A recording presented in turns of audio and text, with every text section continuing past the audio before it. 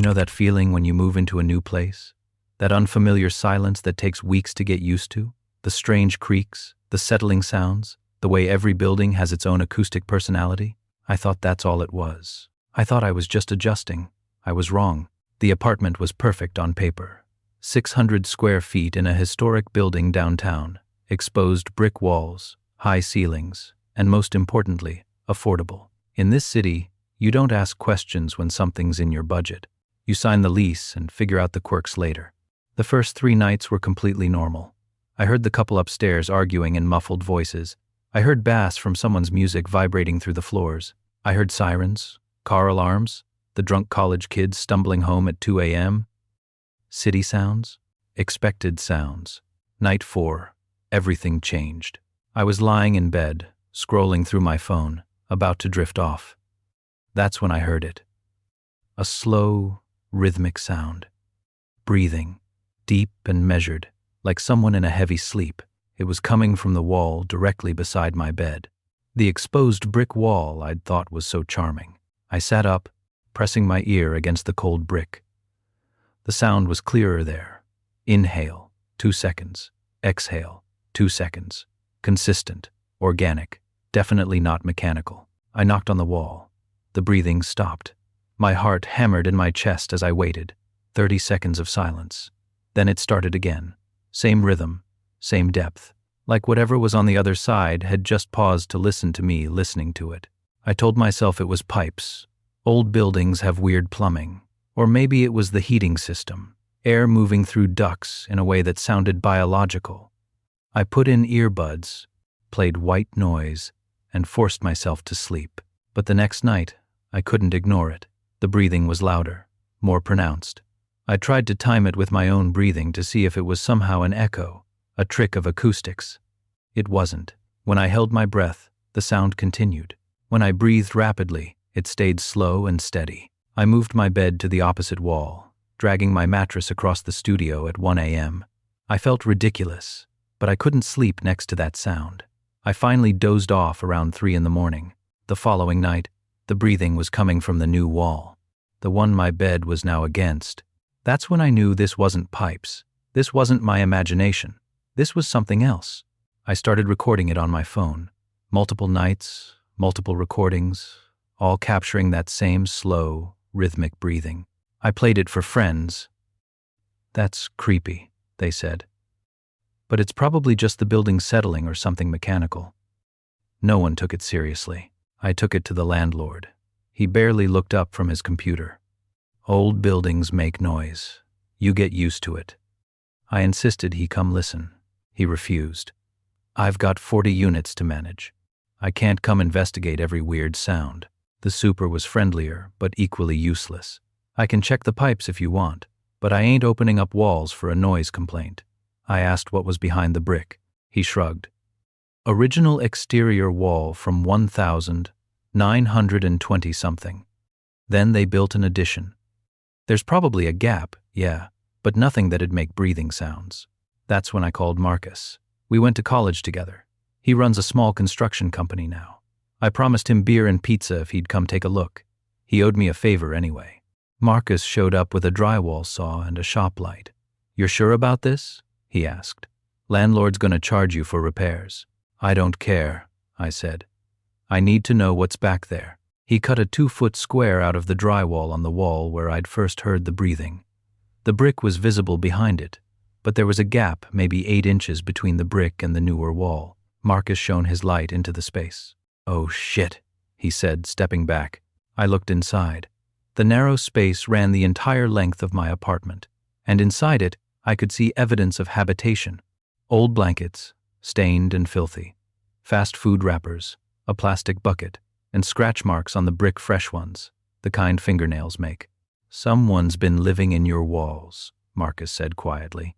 My skin crawled. I thought of all those nights, sleeping inches away from someone hiding in that space, breathing, listening. We pulled more drywall down, widening the opening. The space was empty now, completely empty. No person, no explanation for where they'd gone. There was no exit we could see, no door, no access panel. "Maybe they ran when they heard us cutting," Marcus suggested. "But there was nowhere to run. We checked the entire length, dead end on both sides. I couldn't stay there. I packed a bag and checked into a hotel that night. But I left my new security camera running in the apartment, aimed at the bedroom. I needed to know if I was insane, if I'd imagined all of it. At 3:47 a.m., my phone buzzed with a motion alert. I pulled up the live feed with shaking hands. The camera had a clear view of the wall we'd opened. In the footage, I watched as the remaining drywall began to bulge outward.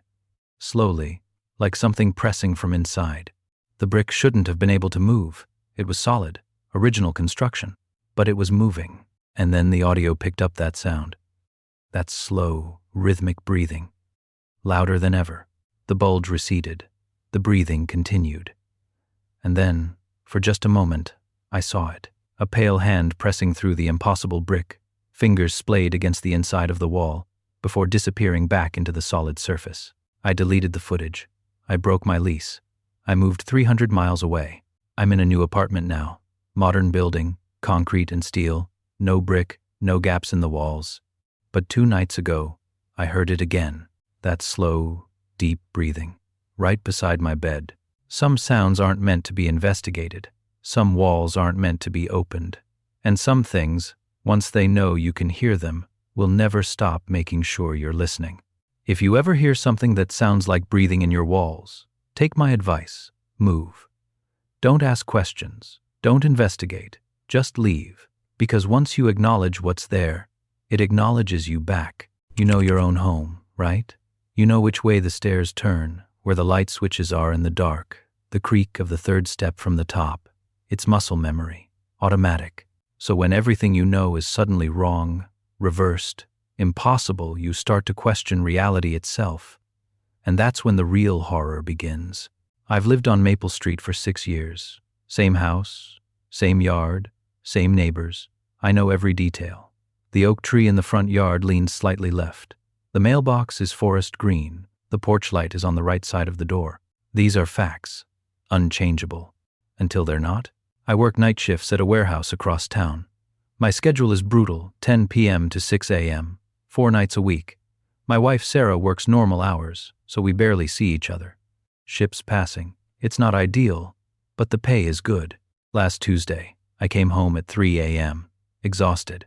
The kind of tired where your eyes are open but your brain is in screensaver mode. I pulled onto Maple Street, drove to my house, and that's when I felt it. That wrongness. The oak tree was on the right side of the yard. It should be on the left. I parked, staring through the windshield. The mailbox was bright red. Not forest green. Bright red. The porch light was on the left side of the door. I checked my GPS. Correct address. 447 Maple Street. I sat there for 10 minutes, trying to rationalize what I was seeing. Exhaustion. Maybe I was having a stroke, a neurological event, something medical. My keys fit the lock. That calmed me slightly. If the keys work, it's my house, right? I opened the door. The entryway was wrong. The staircase went up on the left side of the hallway.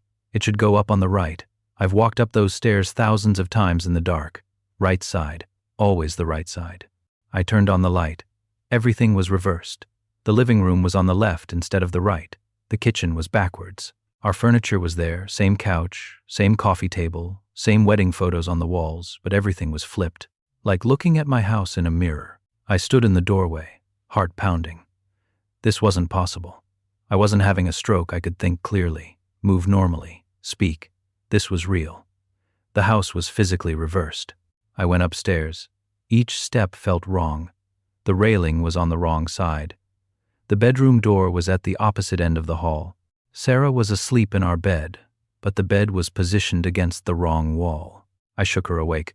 "Sarah, wake up. Something's wrong." She blinked at me, confused. "What? What time is it? Look around. Tell me if anything looks wrong." She glanced around the room, then looked at me like I'd grown a second head. "What are you talking about? Go to sleep." "The house is backwards," I said. "Everything's reversed. The tree, the mailbox, the stairs." "You're exhausted," she interrupted. "You're seeing things. Come to bed." But I couldn't. I went back downstairs, turning on every light, documenting everything on my phone. Photos, videos, measurements. I measured the distance from the front door to the kitchen. I measured room dimensions. I photographed the tree from multiple angles. By the time the sun came up, I had hundreds of pieces of evidence. Sarah came downstairs, angry. "Did you sleep at all?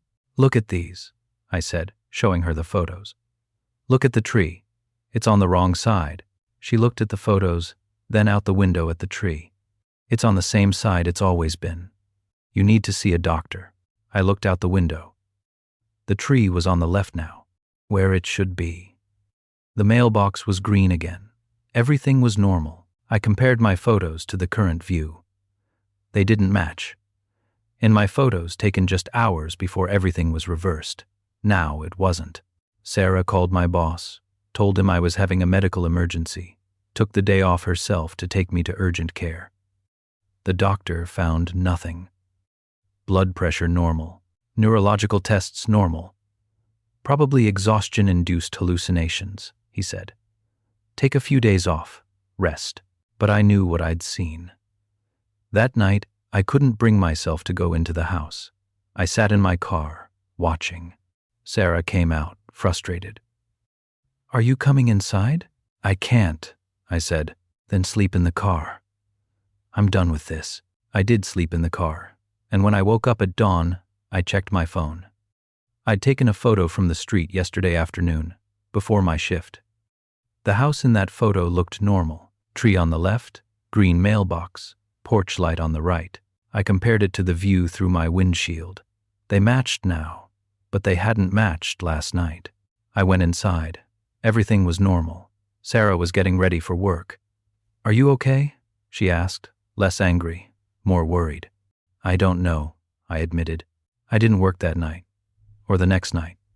I stayed home, watching the house, waiting for it to change. It didn't. Everything stayed normal. I started to believe I'd had some kind of episode. Stress, exhaustion, the mind playing tricks. Then yesterday, I found the photograph. It was on my desk in the home office. A printed photo of our house from the street. I didn't print it. I checked the timestamp on the back. Someone had written a date, last week, before the incident. In the photo, the tree is on the right side of the yard. I compared it to the view from the office window. The tree was on the left. The photo showed the reversed house, the house as it had been that night. But the photo was dated before it happened. I showed Sarah. She stared at it, then at me. "Where did you get this?" "It was on my desk." "I didn't print that," she said.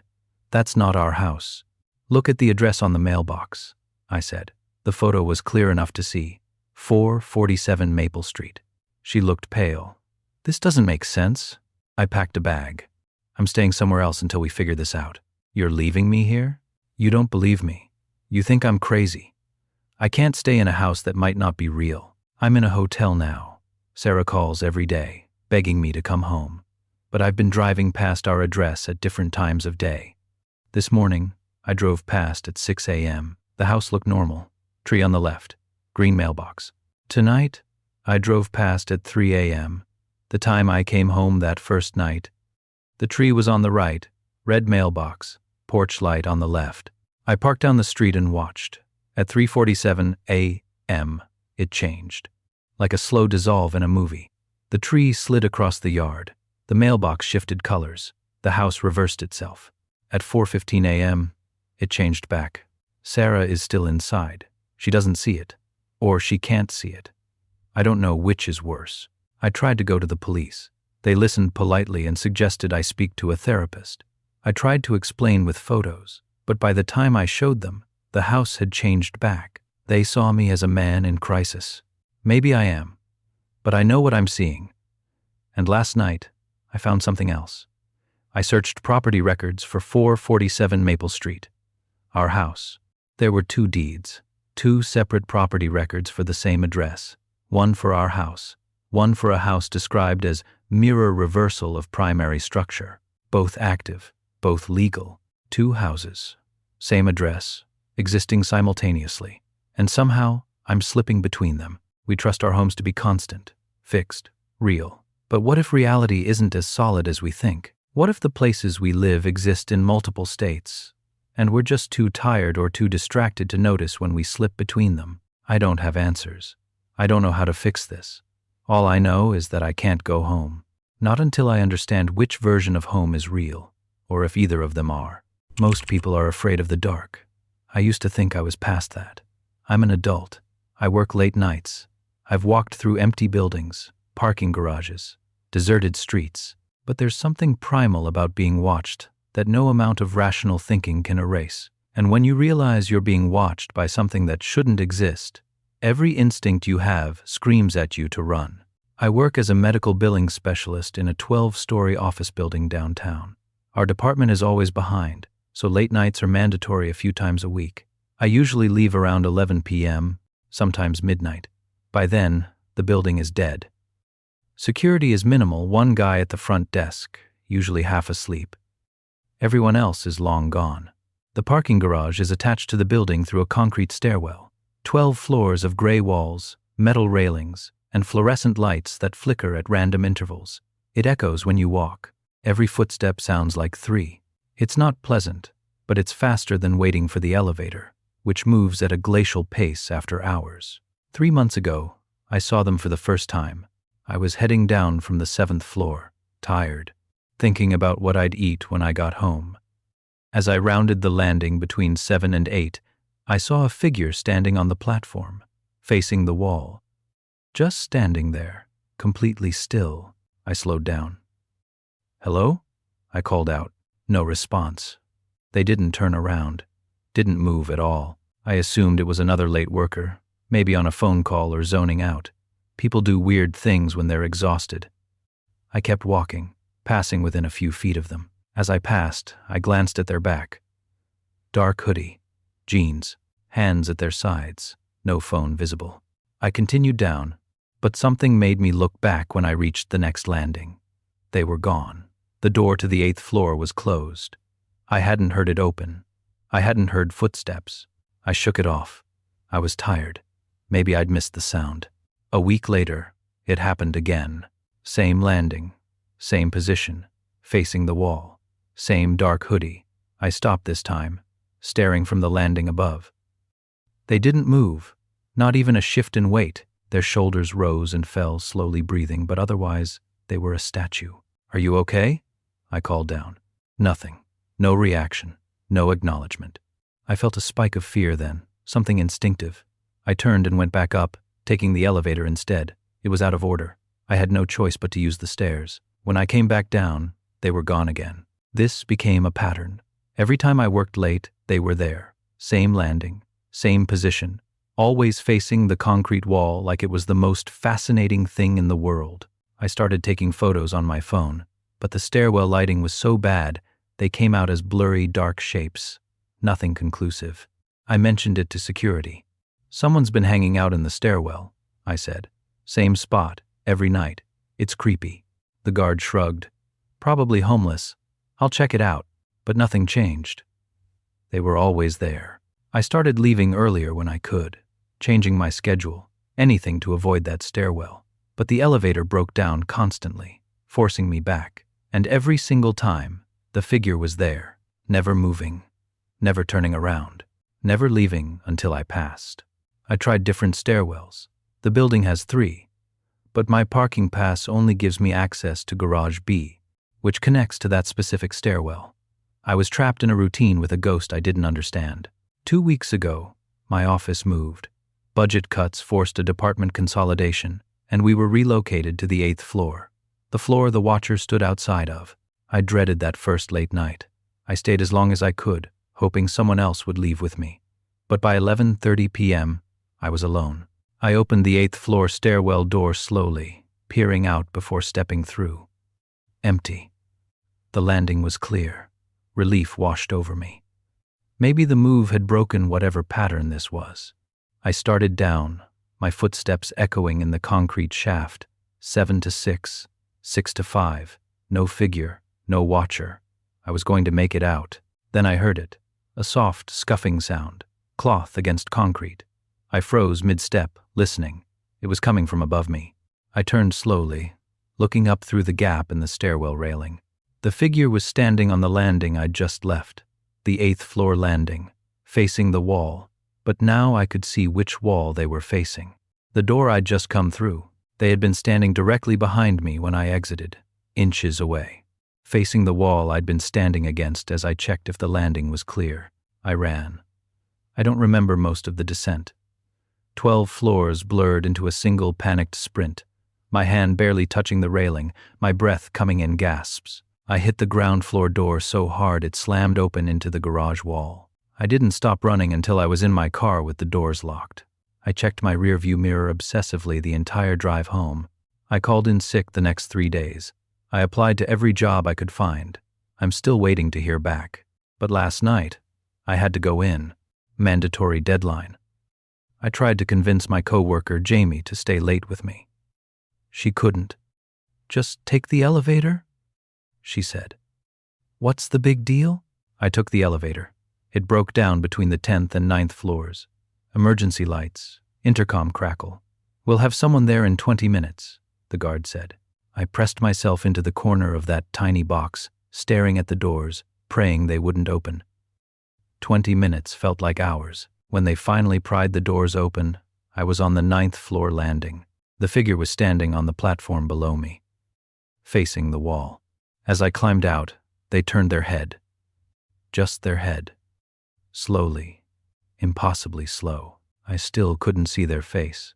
The hood was too deep, but I knew they were looking at me. I'm writing this from my car. I drove straight here after they got me out. I'm parked outside the building, watching the stairwell windows. I can see a silhouette in the 7th to 8th landing window. They're still there, still watching. And now I know why they never moved. They were waiting for me to come to them. There are places in every building that feel wrong. Stairwells, basements, long hallways. We avoid them instinctively. But sometimes, avoidance isn't enough. Sometimes, the things waiting in those spaces are patient. They'll wait months, years, however long it takes. If you ever see someone standing motionless in a place they shouldn't be, don't investigate. Don't speak to them. And whatever you do, don't let them see you notice. Because once they know you've seen them, they start noticing you back. Grief does strange things to the mind. You hear your lost loved one's voice in crowds. You see them in strangers on the street. You keep their number in your phone even though it's disconnected, just to see their name one more time. So when my dead brother called me, I thought it was grief. Until the messages kept coming. And they knew things no one else could. My brother Jake died 8 months ago. Car accident on Highway 9, late at night, single vehicle collision. He went off the road, hit a tree, dead on impact. That's what the police told us. That's what the coroner confirmed.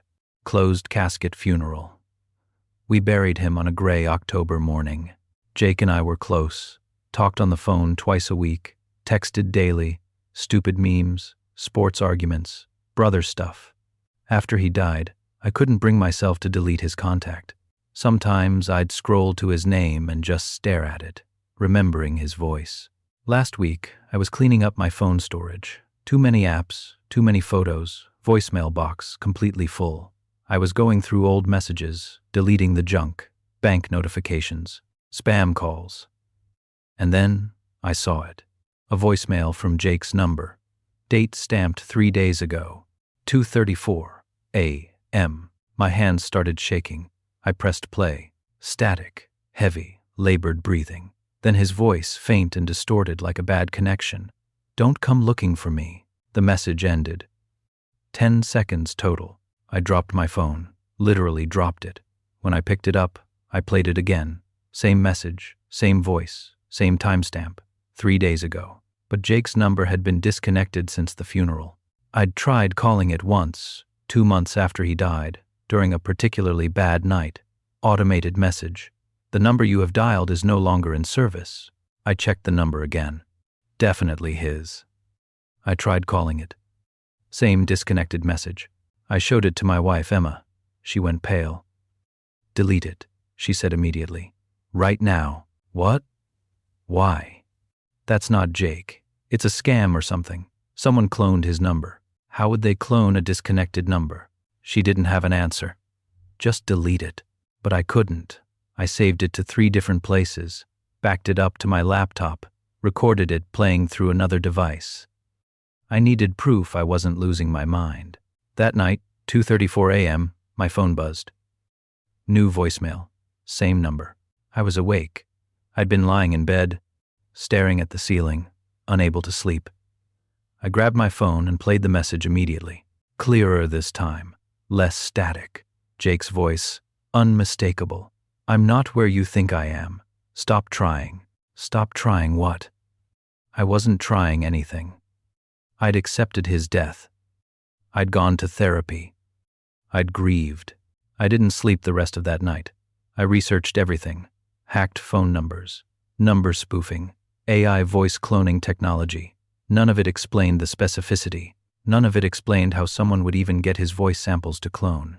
The third message came the next night. 2:34 a.m. I was waiting for it this time. They're listening. Don't use my name. Don't visit the grave. They're listening. Who's listening? This wasn't a scam.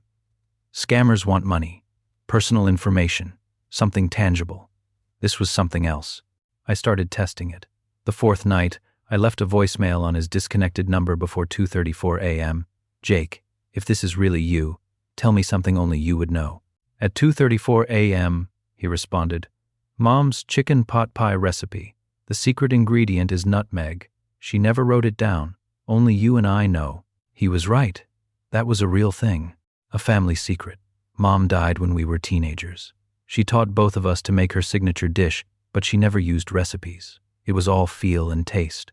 After she died, Jake and I tried to recreate it. Took us years to realize she'd been adding nutmeg. We never told anyone. It was our thing, a connection to her. I stopped telling people about the voicemails. They thought I was having a breakdown, grief-induced psychosis. Emma was scheduling appointments with psychiatrists. I played along in the daytime, but every night at 2:34 a.m., I waited. The messages became more frequent, more desperate. The accident report is wrong. Check the police file. Don't trust Detective Morrison. He knows. They buried someone else. Not me. That last one broke me. I went to the police station the next morning, asked to see the accident report for Jake's death. They gave me a copy. Single vehicle collision. Highway 9. 11:47 p.m. Witnesses none. Investigating officer. Detective R. Morrison. I'd met Morrison at the funeral. Expressed condolences. Said Jake died quickly. Didn't suffer. Standard stuff. I read the report carefully. Vehicle left the road at mile marker 34. Struck a tree. Driver deceased at scene. Identified by license and vehicle registration. But there was something odd. The report mentioned visible injuries consistent with high-speed impact. But the toxicology report showed no alcohol, no drugs, no impairment. And Jake's speed was estimated at only 45 miles per hour. The speed limit on that stretch was 55. 45 miles per hour shouldn't cause a fatal single-vehicle crash. Not like they described. I went back to the grave yesterday. I hadn't been since the burial. Couldn't handle it. But I needed to see it. His name on the headstone. Jacob Michael Reese. 1991, 2024. I stood there, staring, and my phone buzzed. Not a voicemail this time. A text. From Jake's number. Don't dig, they'll know. I looked around. The cemetery was empty. Midday. Silent except for wind through the trees. I texted back, "Where are you?" 3 dots appeared, disappeared, appeared again. Then, somewhere, they think you'll never look. Stop investigating. It puts you in danger. I texted, "Tell me where." No response. I waited 20 minutes. Nothing. But last night's voicemail was different. No words, just crying, desperate, choked, sobbing. And in the background, something else. Something that made my blood freeze. My own voice, screaming. I've listened to it 40 times. It's me. I'm screaming in the background of Jake's voicemail. Words I can barely make out. Let me go. Please, let me go. I haven't recorded anything like that. I don't have audio of myself screaming, but it's definitely my voice. This morning, another text. Check the accident report. They lied. And you're next. I'm sitting in my car outside Detective Morrison's house right now. I don't know what I'm going to say to him. I don't know if he's part of whatever this is or if he's just an investigator who filed a report. But I know my brother didn't die the way they said he did. And somehow, he's trying to warn me. Death is supposed to be final, permanent, the end of a story. But what if it's not? What if the people we lose aren't where we think they are? And what if they're trying to tell us something we're not ready to hear? I don't have answers yet, but I'm going to find them. Because if Jake's really out there somewhere, alive or dead or something in between, he needs help. And I'm the only one listening. There's something deeply unsettling about being watched. It's a primal fear, the feeling of eyes on you when you think you're alone. Most of the time, it's paranoia, your mind playing tricks. But sometimes, rarely, the feeling is real. And when you realize you're not the one being watched, when you realize you're the watcher without knowing it, that's when true horror sets in. I moved into my apartment 14 months ago. 3rd floor, decent neighborhood, affordable rent. The building across the street is identical to mine, same brick facade, same window layout, same fire escapes. Mirror images of each other, separated by a narrow street. The apartment directly across from mine has been empty since I moved in. Dark windows, no curtains, no furniture visible. Just blackness. I barely noticed it for the first few months. You don't pay attention to empty apartments. But when I started working from home, I paid attention to everything. My desk faces the window. Natural light, good for video calls.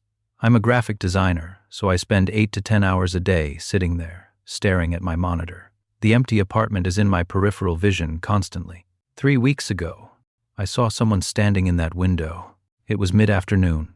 Good light, clear view.